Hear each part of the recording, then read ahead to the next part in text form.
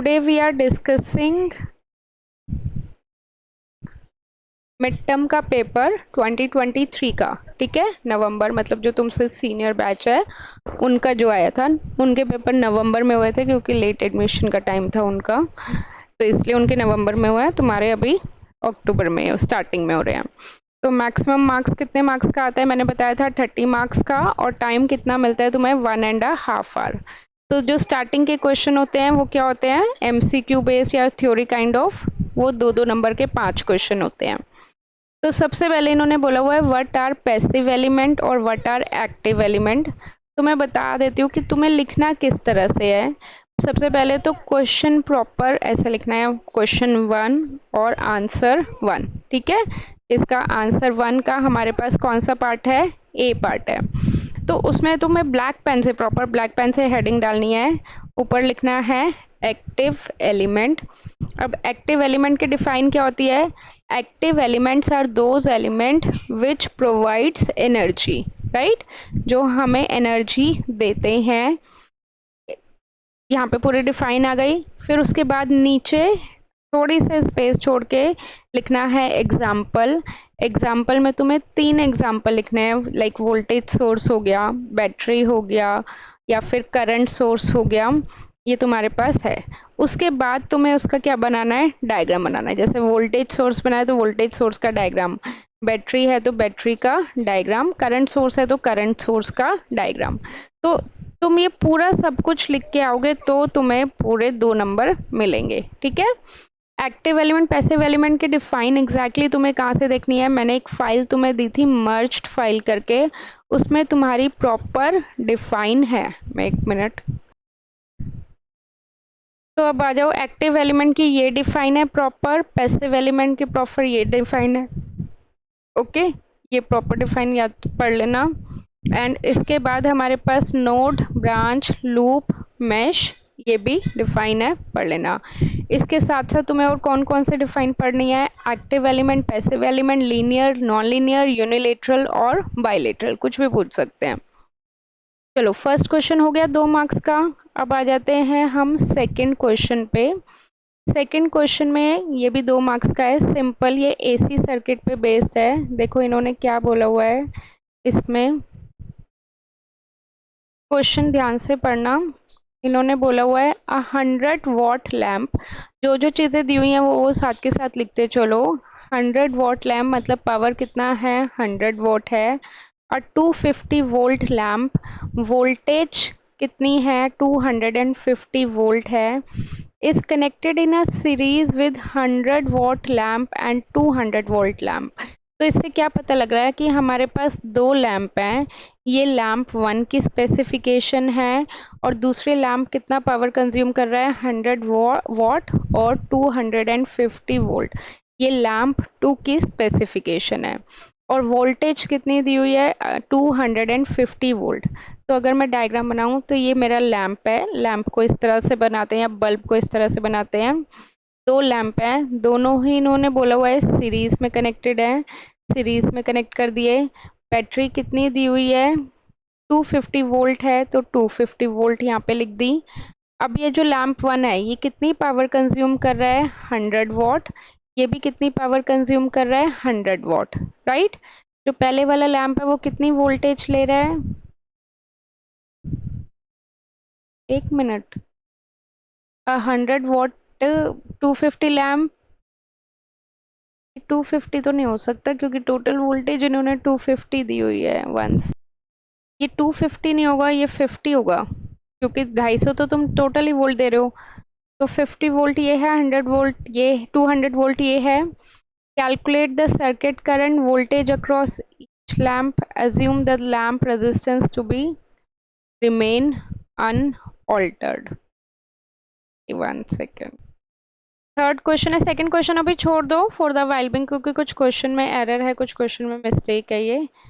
ठीक है, नेक्स्ट है right the formula of transforming a delta connected star connected. तो डेल्टा और स्टार से रिलेटेड फॉर्मूले होते हैं, मैं बता देती हूँ। देखो, एक होती है हमारे पास 3 फेज सप्लाई और एक होती है single phase supply. 3 phase supply का मतलब 3 फेज मतलब कितनी वायर्स होंगी, इसमें 3 वायर्स होंगी। एक वायर होती है तुम्हारे पास रेड कलर की, एक वायर होती है येलो कलर की, और एक वायर होती है ब्लू कलर की। तीनों को तुम दो तरीकों से कनेक्ट कर सकते हो, या तो तुम स्टार के अकॉर्डिंग कनेक्ट कर सकते हो या फिर तुम डेल्टा के अकॉर्डिंग कनेक्ट कर सकते हो। ठीक है, जो स्टार होता है वो ये शेप का होता है, स्टार की तरह लगता है, और जो डेल्टा होता है वो इस शेप का होता है, डेल्टा की तरह लगता है। ठीक है, अब हम क्या कर सकते हैं, स्टार को डेल्टा में और डेल्टा को स्टार में कनेक्ट कर सकते हैं। उसके लिए हमारे पास पर्टिकुलर फॉर्मूलेज होते हैं। सबसे पहले फॉर्मूला मैं बता रही हूँ, डेल्टा टू स्टार। तो डेल्टा है, मान लो हमारे पास ये पॉइंट मान लेते हैं ए, ये पॉइंट मान लेते हैं बी, ये पॉइंट मान लेते हैं सी। सपोज ये रेजिस्टेंस आर है हो गया, ये आर बी हो गया, ये आर सी हो गया। एक मिनट इसकी वैल्यू अलग ले लेती हूँ। सपोज हमारे पास ये वाला रेजिस्टेंस R1 हो गया, ये R2 हो गया और ये R3 हो गया। और इसी में ही मैं स्टार कनेक्शन बता रही हूँ। जो A से कनेक्ट है वो कितना हो गया RA, जो B से कनेक्ट है वो कितना हो गया RB, जो C से कनेक्ट है वो कितना हो गया RC। अब हमें डेल्टा टू स्टार में कन्वर्ट करना है, तो मतलब हमें RA की वैल्यू चाहिए, RB की वैल्यू चाहिए और RC की वैल्यू चाहिए, राइट। अब देखो तुम्हारा RA किससे कनेक्ट है, R1 से कनेक्ट है और R2 से कनेक्ट है। तो इसका क्या फॉर्मूला होगा, R1 into R2 divided by sum of all register, R1 plus R2 plus R3। अब सिमिलरली देखो RB तुम्हारा किससे कनेक्ट है, R2 से कनेक्ट है और R3 से कनेक्ट है। तो इस केस में क्या फॉर्मूला होगा, R2 into R3 divided by sum of all register, R1 plus R2 plus R3। अब RC का फॉर्मूला तुम लोग बताओ क्या आएगा।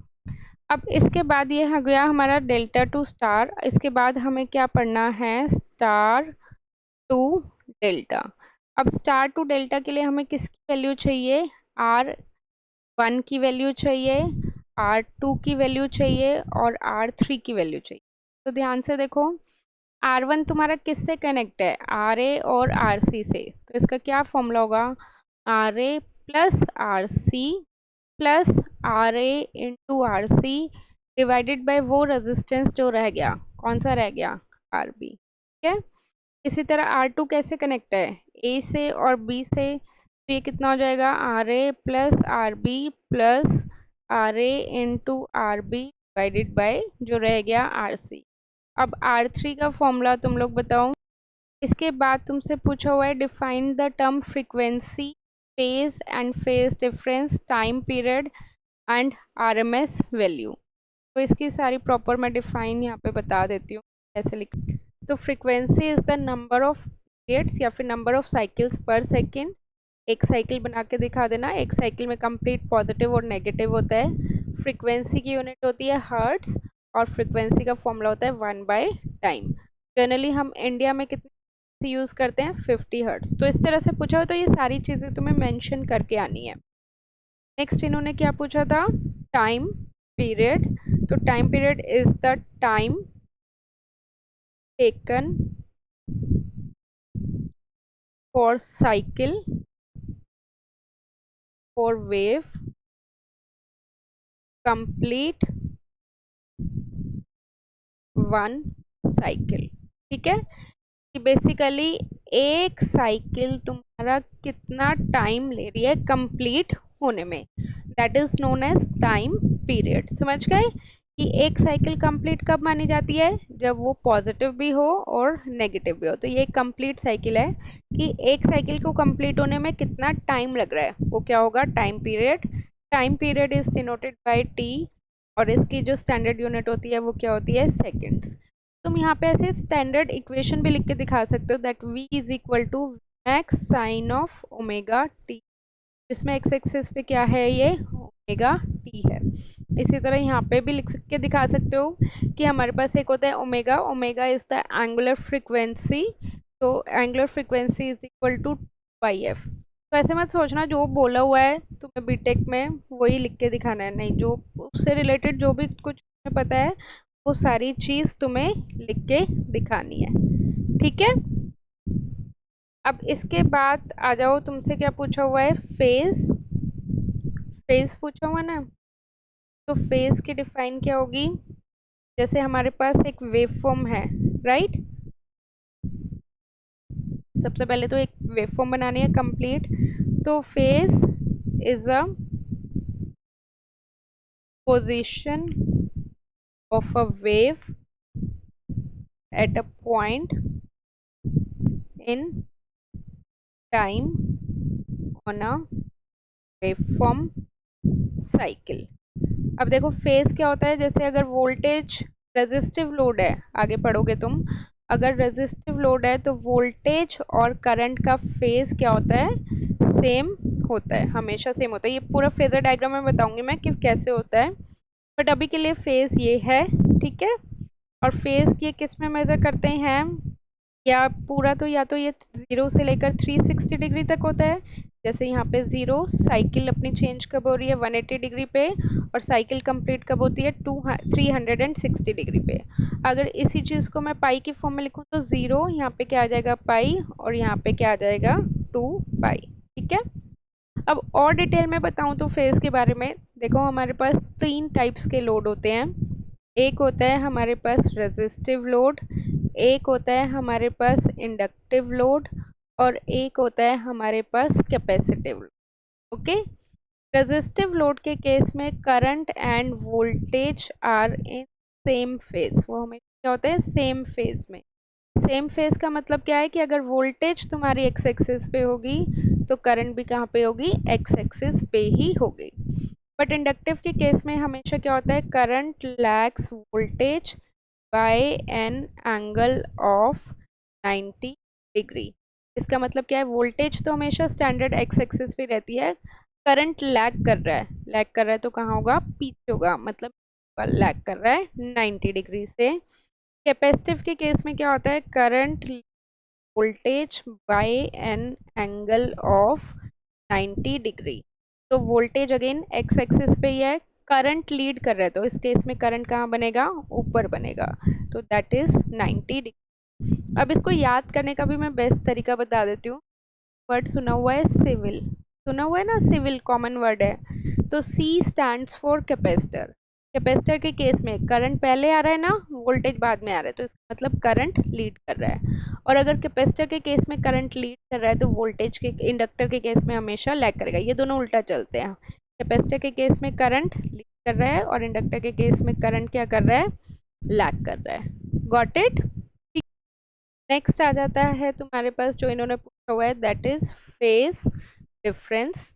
फेज डिफरेंस क्या होता है, दो वेव फॉर्म के बीच का फेज डिफरेंस। लाइक सपोज हमारे पास एक वेव फॉर्म है वोल्टेज की, स्टैंडर्ड 0 से स्टार्ट हो रही है, 180 डिग्री पे साइकिल चेंज हो रही है और 360 डिग्री पे साइकिल कंप्लीट। ये है वोल्टेज की। और अगर मैं करंट की बात करूंगी तो करंट इस केस में सपोज ये आगे से स्टार्ट हो रही है, ओके। तो मान लो ये कितने डिग्री से स्टार्ट हो रही है, 90 डिग्री में मान लिया। तो इसको अगर मैं पूरा कंप्लीट करते हैं तो यहाँ तक आती है। तो एक वेव फॉर्म हो गई तुम्हारी वोल्टेज की और एक वेव फॉर्म हो गई तुम्हारी करंट की, दोनों के बीच में फेज डिफरेंस होगा। Phase difference is the difference in time between corresponding points of two waveform, ठीक है। वोल्टेज और करंट के बीच, दोनों के बीच में फेज एंगल डिफरेंस है। कितना एंगल डिफरेंस है, देखो कितना वोल्टेज वो आ गया है 90 डिग्री, तो कितना डिफरेंस आ गया इन दोनों के बीच में, वोल्टेज और करंट के बीच 90 डिग्री। और अगर मैं यहाँ पे यही चीज कहूँ कि रेजिस्टिव के केस में दोनों के बीच में कितना फेज डिफरेंस होता है, 0 डिग्री, क्योंकि वोल्टेज भी उसी फेज पे है, करंट भी उसी फेज पे है। तो अगर मैं यहाँ पे इसकी वेवफॉर्म बनाऊँ तो वोल्टेज भी 0 से स्टार्ट हो रही है, 180 डिग्री पे साइकिल चेंज कर रही है, 360 डिग्री पे साइकिल कंप्लीट हो रही है, और करंट भी 0 से स्टार्ट हो रहा है और उस पे ही एंड हो रहा है, 180 डिग्री पे चेंज हो रहा है, 360 डिग्री पे कंप्लीट हो रहा है। मैं एक बार थोड़ा सा यहाँ पे बना, रेजिस्टिव के केस में क्या होता है, 0 से स्टार्ट है, 180 डिग्री पे चेंज है और 360 डिग्री पे साइकिल कंप्लीट, ये वोल्टेज का है। और सपोज अगर मैं करंट का बना रही हूँ तो फेज सेम है, देखो 0 से स्टार्ट हो रहा है, 180 डिग्री पे साइकिल चेंज हो रही है और 360 डिग्री पे साइकिल कंप्लीट हो रही है। ये करंट की हो गई। तो इन दोनों के बीच का फेज डिफरेंस कितना होगा? 0 डिग्री। ये सेम फेज है, राइट, बट क्या डिफरेंस है? एम्पलीट्यूड का डिफरेंस है। वोल्टेज का एम्पलीट्यूड ज़्यादा है और करंट का एम्पलीट्यूड क्या है? कम है। बट यही चीज़ मैं अगर यहाँ से देखूंगी तो वोल्टेज और करंट के बीच का फेज डिफरेंस आएगा, वो 90 डिग्री टैग कर रहा है, तो 90 डिग्री क्या हो जाएगा? ये phase difference. Got it? Clear है? जैसे ये मैंने अब रेजिस्टिव लोड का बनाया, ऐसे मैं इंडक्टिव लोड का बनाऊंगी तो क्या होगा? वोल्टेज का तो वही मैंने बताया स्टैंडर्ड रहता है, और ये इस केस में करंट का आएगा। This is the case for inductor, ठीक है। और अगर मैं कैपेसिटर के लिए बनाऊंगी तो वोल्टेज का अगेन स्टैंडर्ड यही रहेगा, और करंट के केस में वो यहाँ से स्टार्ट होता है, तो ये भी 0 डिग्री है, ये 180 डिग्री, ये 360 डिग्री, और करंट की वेवफॉर्म तुम्हारी कहाँ से स्टार्ट हो रही है? 90 से, तो 90 90 और एक्सटेंड कर लो, 180 प्लस 90 हो गया, और फिर वो आगे 360 प्लस 90 हो गया, ठीक है। सेम 0 180 360 फिर से 90 और ये एंड सो। तो ये वाला केस है तुम्हारा कैपेसिटर का।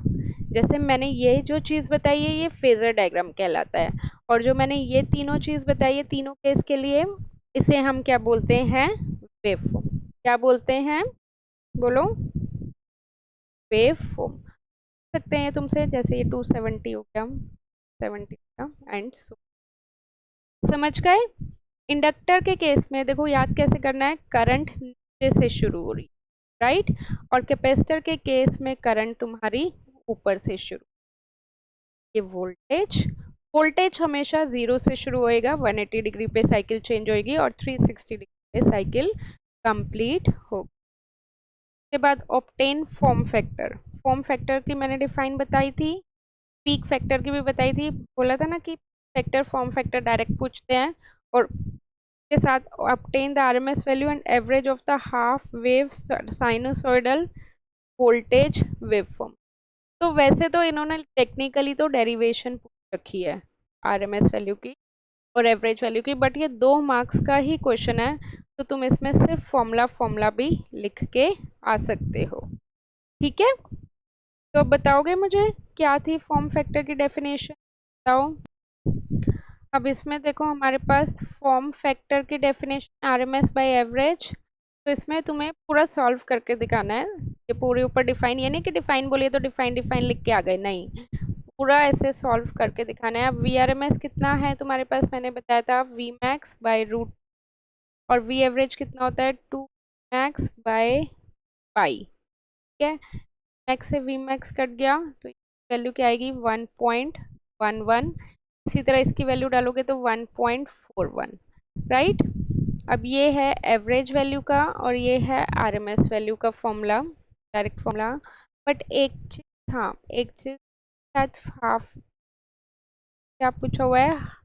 फुल वेव नहीं पूछा हुआ है इन्होंने, हाफ वेव पूछा हुआ है। तो हाफ वेव के केस में अगर तुम्हें याद हो तो मैंने तुम्हें बताया था फॉर्मूलेस डिफरेंट हो जाते हैं। क्या फॉर्मूला होता है लिख लो चाहे। 2 केस होते हैं, एक होता है फुल वेव एफ डब्ल्यू, और एक होता है हमारे पास हाफ वेव। तो अगर हमारे पास फुल वेव है तो वी आर एम एस का क्या फॉर्मूला होगा? वी मैक्स बाय, बट अगर हाफ वेव है तो वी आर एम एस का क्या फॉर्मूला होगा? मैक्स बाय, ठीक है। अगर वी एवरेज है तो क्या फॉर्मूला होगा? 2 मैक्स बाय पाई, राइट।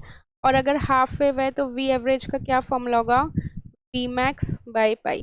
तो अगर तुम ये वैल्यू और ये वैल्यू सब्स्टिट्यूट करोगे तो उसके अकॉर्डिंग तुम्हारी फॉर्म फैक्टर की वैल्यू और पीक फैक्टर की वैल्यू अलग अलग आएगी। फुल वेव के केस में 1.11 आती है और पीक फैक्टर आता है 1.414। इसके केस में तुम लोग निकाल के बताओ मुझे क्या आएगी फॉर्म फैक्टर और पीक फैक्टर, डालो। इसमें देखो हाफ वेव के केस में फॉर्मूला क्या होता है तुम्हारे पास? फॉर्म फैक्टर का आरएमएस डिवाइडेड बाय एवरेज। तो मैं यहीं पे करके बता रही हूँ, वो मैंने फुल वेव का बताया था। अब हाफ वेव का क्या हो जाएगा? VRMS का क्या फॉर्मूला होगा, max by 2 divided by V max. V average का क्या होगा, वी मैक्स बाय पाई। तो वी मैक्स से वी मैक्स कट गया, कितना आया पाई बाय 2। पाई बाय 2 कितना आएगा हमारे पास 1.57। अब इसी तरह पीक फैक्टर में क्या होगा, V max as it is रहेगा, VRMS कितना होगा मैक्स बाय 2। मैक्स से वी मैक्स कट गया, 2 ऊपर चला गया, 2 आ गया। तो जो क्वेश्चन में हमसे पूछा हुआ है वो हमसे हाफ वेव रेक्टिफायर का पूछा हुआ है। मैक्सिमम बच्चों को फुल वेव रेक्टिफायर पता होता है, तो वो यहाँ पे गलती कर जाएंगे। ठीक है, चलो अब नेक्स्ट क्वेश्चन पे आते हैं। वो थे 2-2 नंबर के क्वेश्चन और ये है तुम्हारे पास 5 नंबर का क्वेश्चन। जैसे मैंने बोला था कि या तो मैश का क्वेश्चन आता है या फिर नोडल का क्वेश्चन आता है, तो इन्होंने नोडल का क्वेश्चन दिया हुआ है। इन्होंने बोला हुआ है फाइंड द करंट थ्रू 20 ओम। इस वाली ब्रांच में हमें करंट निकालना है। ठीक है, तो मार्क कर लेते हैं current direction, I1, I2, I3, I4 और I5। नाउ क्या, हाँ कोई नहीं, मैं apply KCL at node A. ठीक है, करंट अंदर जितना जा रहा है वो एक साथ लिखेंगे और जो करंट बाहर जा रहा है वो एक साथ। इस नोड पे पोटेंशियल कितना होगा VA, इस नोड पे पोटेंशियल कितना होगा VB और ये कितना होगा ग्राउंड। तो करंट अंदर कितना जा रहा है, I1 is equal to I2 plus I3, right. I1 कैसे जा रहा है, 0 से VA, तो क्या लिखोगे 0 माइनस VA, और रास्ते में बैटरी सेकंड साइन आ रहा है, तो second sine is +20 divided by resistance कितना है, ये 5 ओम है, तो 5 ओम। अब I2 कैसे जा रहा है, VA से 0, तो क्या आ जाएगा VA minus 0 divided by resistance कितना आ गया 10।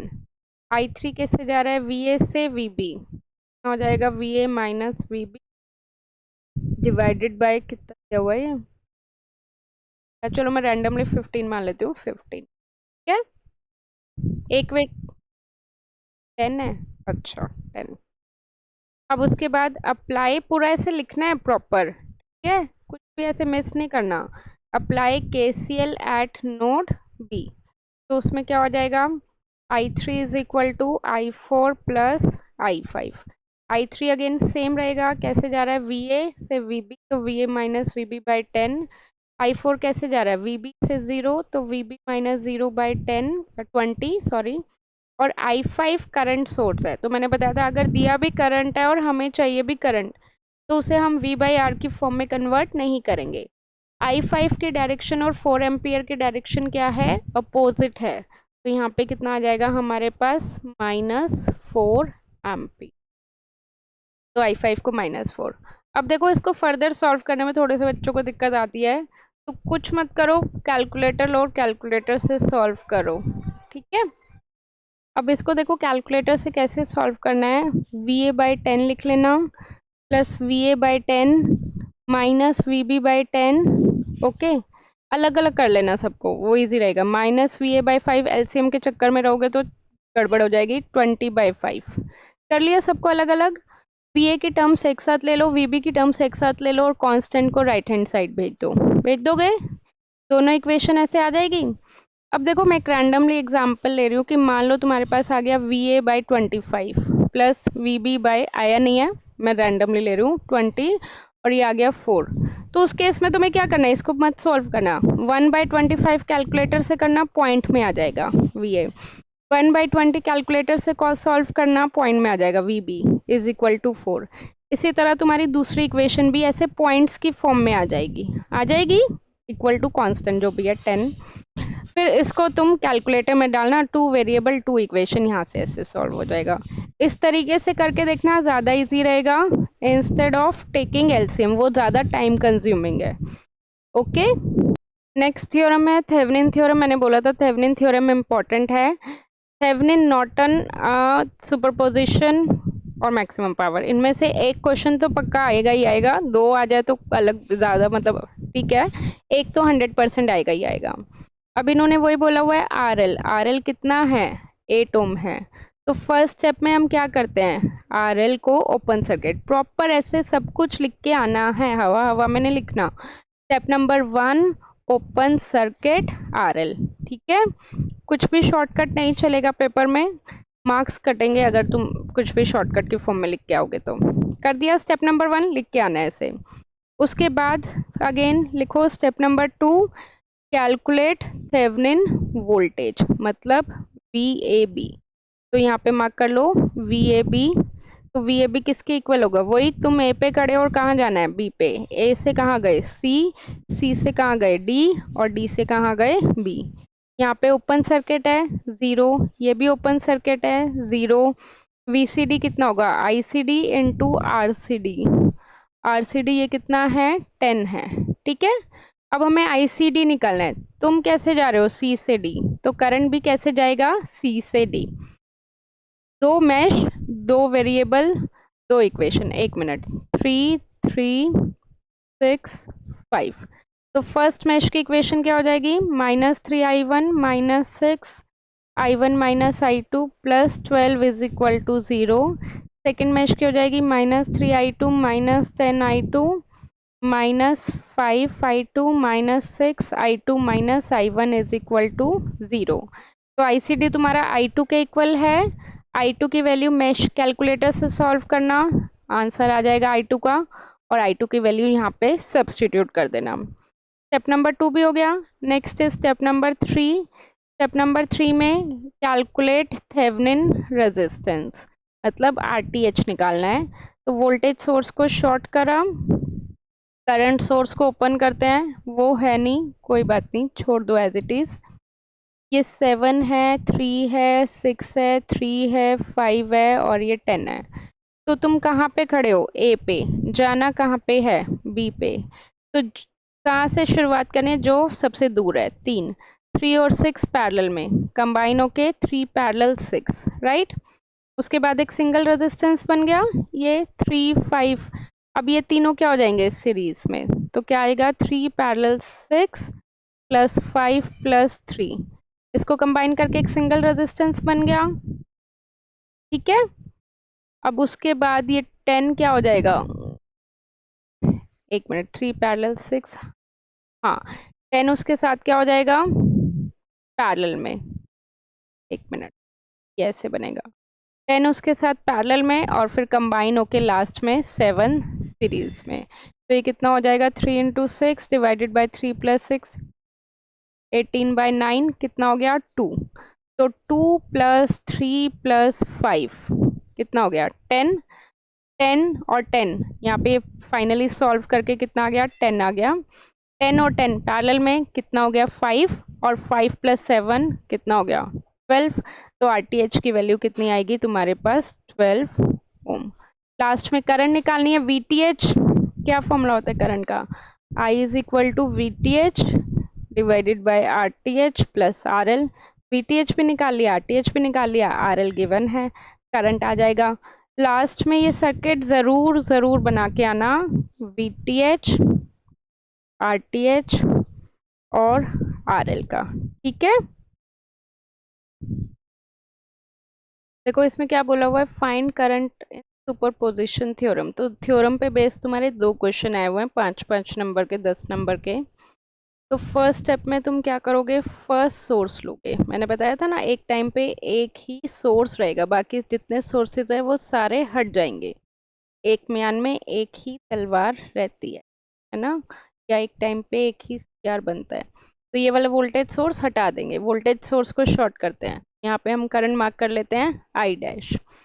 नेक्स्ट सेकेंड स्टेप में हम क्या करेंगे? सेकेंड सोर्स लेंगे, पहले वाले को हटा देंगे। तो फर्स्ट वाले को हटा दिया और सेकेंड सोर्स ले लिया। ठीक है, ये बैटरी है, और 4 ओम में निकालना है, तो यहाँ पे हम क्या मार्क करेंगे? I double dash. बस कुछ नहीं करना, बस तुम्हें अब नोडल लगाओ या मैश लगाओ, I डैश की वैल्यू निकालनी है और I डबल डैश की, दोनों की इक्वेशन को ऐड कर लेना। बताओ कौन सा मेथड लगाऊं, मैश या नोडल? जो तुम कहोगे वही लगा दो। मैश, सबके सब में I1 I2। नोडल्स से एक ही इक्वेशन बनती तुम्हारी वैसे। क्या इसकी इक्वेशन क्या होगी? Simple, -3I1 -2I1 -I2 plus 10 is equal to 0, -4I2 minus, यहाँ पे 4 है, 4i2 minus 2i2 minus i1 is equal to 0। But ना तुम्हें i1 चाहिए ना i2 चाहिए, तुम्हें क्या चाहिए, i डैश। तो i2 किसके इक्वल होगा, i डैश के इक्वल होगा, राइट। इसी तरह सेकंड स्टेप क्या बना सकते हो ना, सिंपल। तो इसमें जो i2 होगा, i2 is equal to i dash. देखो i डबल डैश के कमरे में कौन फ्लो कर रहा है, i2 कर रहा है ना, तो इसलिए i2 इक्वल, और दोनों की डायरेक्शन क्या है, सेम है ना, तो इसलिए i2 is equal to i double dash और i2 is equal to i dash. हाँ, चलो नेक्स्ट क्वेश्चन, लास्ट क्वेश्चन, क्योंकि इसके बाद जो क्वेश्चन थे वो रेजोनेंस पे बेस्ड है और रेजोनेंस तुम्हारे में नहीं आ रहा, इसलिए मैं वो नहीं करवा रही। State maximum power transfer theorem, मैंने बताया था कि स्टेटमेंट सबकी याद करके जानी है। ऑल्सो डिराइव, इसकी मैं पूरी डेरिवेशन करवा चुकी हूँ। मैक्सिमम पावर की क्या कंडीशन होती है, R L is equal to R T H, और पी मैक्स का क्या फॉर्मूला होता है, बताओ मुझे, P square T H over 4 RL। Next इन्होंने क्या पूछा हुआ है, application of maximum power transfer theorem, ठीक है। तो एप्लीकेशन बेसिकली लिख लो चाहे तुम, ये मैक्सिमम पावर ट्रांसफर थ्योरम काफ़ी एप्लीकेशन पे यूज़ होती है। First application is large sound system, ठीक है, जो बड़े बड़े स्पीकर्स होते हैं उनमें यूज़ होता है। कार इंजन्स में यूज़ होता है, इतने डिटेल में तुम्हें जानने की ज़रूरत नहीं कि क्यों कैसे यूज़ होता है, बट कार की मोटर को स्टार्ट करने के लिए ये यूज़ होता है। सोलर सेल में यूज़ होता है, सोलर सेल में क्योंकि हम चाहते हैं कि मैक्सिमम पावर जाए लोड पर। रेडियो कम्युनिकेशन में यूज़ होता है, रेडियो कम्युनिकेशन में भी हम यही चाहते हैं कि मैक्सिमम पावर जाए। तो solar cell communication, radio communication, because हम चाहते हैं in radio communication basically we need to transmit energy from your transmitter into the antenna efficiently, कि तुम्हारी जो एनर्जी है ट्रांसमीटर से डायरेक्टली एंटीना में जाए एफिशिएंटली, ठीक है। तो उसके लिए हम ये यूज करते हैं। एप्लीकेशन एक बार सारे उसकी पढ़ जाना, कोई भी थ्योरम की ये लोग एप्लीकेशन पूछ सकते हैं। थेवेनिन नॉर्टन सुपरपोजिशन, गूगल पे चेक करोगे तो गूगल पे भी मिल जाएगी सबकी। बेसिकली तुम्हें ये चीज़ रट के ही जानी है, राइट। जब भी तुम्हारी मैक्सिमम पावर ट्रांसफर थ्योरम होगी तो उस केस में क्या कंडीशन थी कि R L is equal to R T, तो इस केस में पावर जो है वो ज़्यादा से ज़्यादा ट्रांसफ़र होती है, राइट। ज़्यादा से ज़्यादा ट्रांसफ़र होने का मतलब ये नहीं है कि वो 100% ट्रांसफ़र हो जाएगी, है ना। हम चाहते हैं कि ज़्यादा से मैक्सिमम ज़्यादा से ज़्यादा ट्रांसफ़र हो, बट उस केस में उसकी एफिशिएंसी कितनी रहती है, हमेशा 50% ही रहती है, ठीक है। समझ रहे हो कि मैं तुम्हें कह रही हूँ कि तुम कल पेपर है तुम्हारा और आज तुम्हें कुछ भी नहीं आता, तो तुम ज़्यादा से ज़्यादा क्वेश्चन या टॉपिक करो, ठीक है। ज़्यादा से ज़्यादा मतलब तुम 100 क्वेश्चन है तो 100 के 100 क्वेश्चन तो नहीं कर सकते ना, तुमने ज़्यादा से ज़्यादा, तुम्हारी कैपेबिलिटी थी तुमने 20 क्वेश्चन कर लिए, या नहीं 50 क्वेश्चन कर लिए। अब तुम्हारे पेपर में कितनी एफिशिएंसी होगी, वो 50% होगी, 100 में से 50 करें। तो फिर से मेरी स्टेटमेंट ध्यान से सुनो कि हम चाहते हैं कि ज़्यादा से ज़्यादा पावर ट्रांसफ़र हो, तो उस केस में कंडीशन है R L is equal to R T H, पर पावर तो ज़्यादा ट्रांसफ़र होगी बट वो फिर भी एफिशिएंसी कितनी दिखाएगा, मैक्सिमम 50% ही दिखाएगा। तो 50% से इन्होंने रिलेटेड कुछ बोला हुआ है, तो तुम्हें नॉर्मल जो मैंने मैक्सिमम पावर ट्रांसफर थ्योरम की डेरिवेशन करवाई थी वो ही करनी। एक क्वेश्चन है पावर फैक्टर, वो पूछ सकते हैं, तो मैं इसी में ही बता रही हूँ। पावर फैक्टर, ठीक है। पावर फैक्टर बेसिकली क्या होता है, कॉस फाई, ठीक है। कॉस फाई क्या होता है, cosine of angle between voltage and current. अभी मैंने तुम्हें बताया ना, जैसे इंडक्टिव लोड है तो वोल्टेज यहाँ है, करंट यहाँ है, इन दोनों के बीच का एंगल कितना होता है, फाई। तो फाई क्या होता है, angle between voltage and current. Power factor maximum बच्चों को लगता है फाई है, नहीं, बट कॉस फाई है, और कॉस फाई का क्या फॉर्मूला होता है, आर बाय जेड, और अगर पावर के टर्म्स में कहोगे तो P by S. Power triangle होता है ना, पी यहाँ पे, क्यू यहाँ पे और एस यहाँ पे, और इससे अगर हम फॉर्मूला निकालेंगे तो S square is equal to P square plus Q square. ये इंपॉर्टेंट है तुम्हारे पॉइंट ऑफ व्यू से, पावर फैक्टर भी और पावर ट्राइंगल भी, ये दोनों अच्छे से पढ़ के जाना, ठीक है। और इनकी सारा फॉर्मूलेस, तीनों पावर की फॉर्मूलेस। अब इस पे थ्योरी पे क्या क्वेश्चन पूछते हैं कि need to tell us the significance of power factor. ठीक है, पावर फैक्टर का सिग्निफिकेंस, पावर फैक्टर का क्या सिग्निफिकेंस होगा। हमारे पास एक्टिव पावर का क्या फॉर्मूला होता है, P is equal to V I cos phi, तो I का क्या फॉर्मूला हो जाएगा, P by V cos phi, ये होगा। अब अगर कॉस फाई मतलब पावर फैक्टर की वैल्यू कम है तो करंट की वैल्यू क्या हो जाएगी, ज़्यादा हो जाएगी इस फॉर्मूले के अकॉर्डिंग, बोलो। और अगर करंट की वैल्यू ज़्यादा होगी तो क्या क्या नुकसान होंगे। First, greater conductor size. Greater conductor size का मतलब क्या है कि जो तुम्हारे घर में मान लो कि 5 एम्पियर का करंट आ रहा था, 5 एम्पियर की जगह 15 एम्पियर का करंट आएगा, तो क्या होगा, मैं जो वायर, नॉर्मल वायर जो तुम यूज कर रहे हो, मोटी वायर यूज करनी पड़ेगी, उसके लिए करनी पड़ेगी नहीं पड़ेगी, तो greater conductor size. Second thing, poor efficiency. Efficiency क्योंकि लॉसेस बढ़ जाएंगे। लॉसेस का क्या फॉर्मूला होता है, आई स्क्वायर आर। अगर करंट बढ़ेगा तो लॉसेस भी क्या होंगे, बढ़ेंगे, और लॉसेस बढ़ेंगे तो एफिशिएंसी क्या हो जाएगी, कम हो जाएगी। Next thing, larger voltage drop. Larger voltage drop का मतलब क्या है, ओम्स लॉ के according V is equal to I are.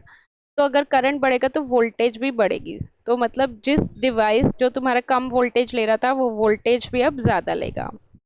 Next is larger KVA rating of equipment. मतलब मान लो तुम पहले अपने घर में एमसीबी यूज़ कर रहे थे 15 एम्पियर की, ठीक है, अब तुम्हारा पीछे से करंट बढ़ गया तो जो एमसीबी तुम्हें यूज़ करनी पड़ेगी वो भी ज़्यादा रेटिंग की करनी पड़ेगी, नहीं करनी पड़ेगी, ज़्यादा रेटिंग की करनी पड़ेगी, तो ज़्यादा रेटिंग की करनी पड़ेगी तो फिर महंगी आएगी। तो जो भी तुम इक्विपमेंट यूज़ कर रहे हो वो बेसिकली ज़्यादा रेटिंग के तुम्हें यूज़ करने पड़ेंगे। तो देखो कितना ज़्यादा नुकसान है या नहीं है, किस वजह से, पावर फैक्टर कम होने की वजह से। तो आइडियली पावर फैक्टर की वैल्यू कितनी होनी चाहिए, 1 होनी चाहिए, ठीक है। और जनरली जो पावर फैक्टर की वैल्यू वेरी करती है, इट इज़ बिटवीन 0 to 1। लिख लो ये, आइडियली ये होनी चाहिए। और ये हमेशा सिर्फ रेजिस्टिव लोड पे होती है, क्यों, क्योंकि रेजिस्टिव लोड के केस में फेज एंगल की वैल्यू कितनी होती है, 0, ठीक है। और ये वेरी हमेशा 0 से 1 के बीच में करती है। अगर तुम्हारी 1 से ज़्यादा आ रही है या 0 से कम आ रही है तो इट मीन्स तुम्हारी गलत आ रही है, तुमने कुछ गलती करी है। तो ये पावर फैक्टर के बारे में है, ठीक है, गॉट इट।